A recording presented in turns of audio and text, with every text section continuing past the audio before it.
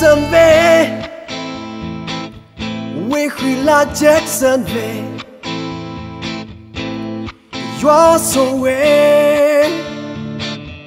quê khi là Jackson về America quê khi là Obama lỡ là Jackson về quê khi là nước ta khi ta là mà bây ta có nước ta khi là được over so clever bây ta mới là ta sẽ về nhớ ta chưa được phá lên được rồi lên được rồi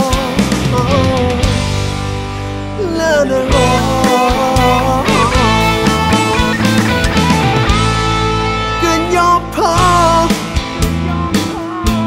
so pewe I ama ta sẽ là li lệ lo tờ nu hi ha si so sẽ là hi ha club wet ti sa cái nhau thôi Jackson về ở ta khi là ta khi ta là mà mưa ta mò nên ta khi là cái over so clever bây ta mưa là ta sẽ về nhớ ta chưa được phá lên được rồi lên được rồi lên được rồi cho ba đi Ami akan lehila Jackson về Ketiba peneha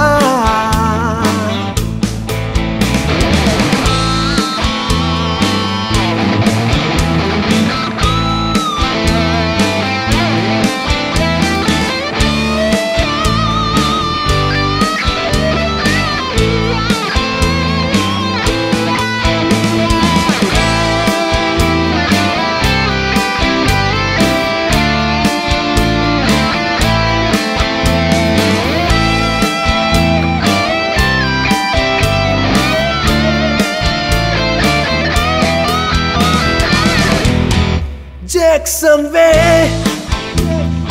cái nhóm mưa qua là Jackson về về khu mà của tớ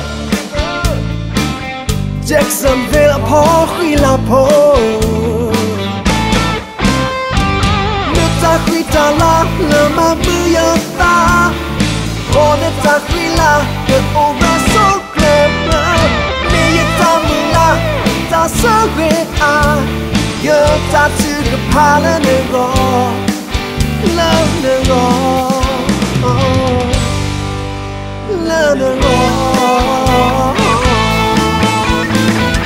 nước ta khi ta là mà bây ta mò nước ta khi là được over so clever bây ta mới là ta sẽ về nhớ ta chưa được phá lên được rồi